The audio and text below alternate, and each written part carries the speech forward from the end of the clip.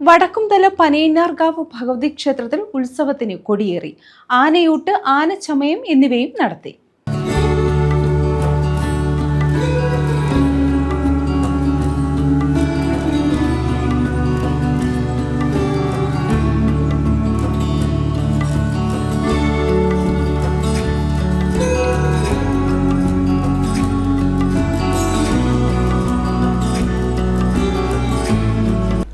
വടക്കുംതല പനയന്നാർകാവ് ശ്രീ ഭഗവതി ക്ഷേത്രത്തിലാണ് ഉത്സവത്തിന് കൊടിയേറിയത്.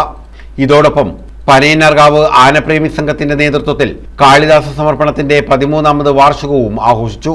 കൊടിയേറ്റിനൊപ്പം ആനച്ചന്തവും മേളപ്പെരുമയും ഒരുക്കി. തൃശൂർ പൂരത്തിൽ പാറമേക്കാവിനു വേണ്ടി വർണ്ണവിസ്മയം തീർക്കുന്ന 200-ലധികം അലങ്കാരക്കുടകളോട് കൂടിയ ആനച്ചമയങ്ങളുടെ പ്രദർശനവും ഇവിടെ സജ്ജീകരിച്ചിരുന്നു. പൂരത്തിൽ പങ്കെടുക്കാനെത്തിയ ഗജകേസരികളെ താളമേളങ്ങളുടെ അകമ്പടിയോടെ ക്ഷേത്രത്തിലേക്ക് സ്വീകരിച്ച് ആനയിച്ചു. തുടർന്ന് ആനയൂട്ടും നടന്നു. News bureau, Chavara.